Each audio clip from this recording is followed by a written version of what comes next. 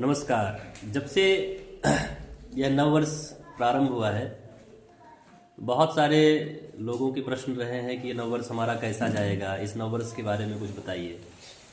तो इम्पॉर्टेंट चीज़ ये है कि यद्यपि यह हमारा नव वर्ष नहीं है, वास्तविकता में हमारा नव वर्ष चैत्र की प्रतिपदा से प्रारंभ होगा, लेकिन अंग्रेजी नव वर्ष के हिसाब से ज्योतिष की गणना के आधार पर जो मूल बातें थी वो मैं लेकर के आप लोगों के सामने उपस्थित हुआ हूँ।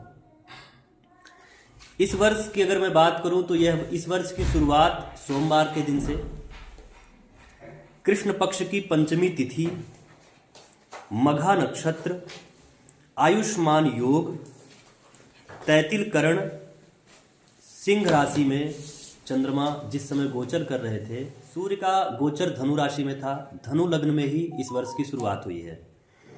और सूर्य जो है पूर्वाषाढ़ा नक्षत्र में थे। पूर्वाषाढ़ा नक्षत्र एक बहुत डिवाइन नक्षत्रों में से एक है।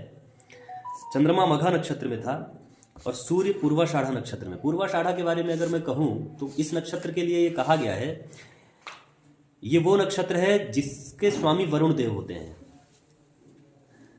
चंद्रमा होते हैं। मतलब ये पूरा का पूरा जो साल है ये कहीं ना कहीं भावनात्मक रूप से उतार चढ़ाव वाला रहेगा। इस वर्ष मंगल के साथ में सूर्य बैठे हुए हैं धनु राशि में जब नए वर्ष का प्रारंभ हुआ, तो सूर्य और मंगल के कारण इस वर्ष का महत्व थोड़ा बढ़ जाता है। सूर्य और मंगल दोनों के साथ में होने के कारण इस वर्ष का महत्व थोड़ा विशेष हो जाता है।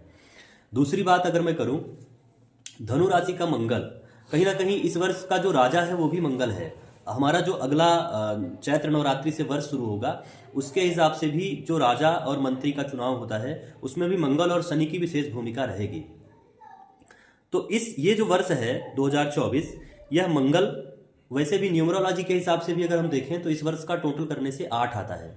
8 नंबर वृश्चिक राशि के बारे में दिखाता है। वृश्चिक राशि जो है मंगल की राशि है और इस राशि में केतु का भी प्रभाव है, और संयोग देखिए चंद्रमा भी केतु के ही नक्षत्र पे थे।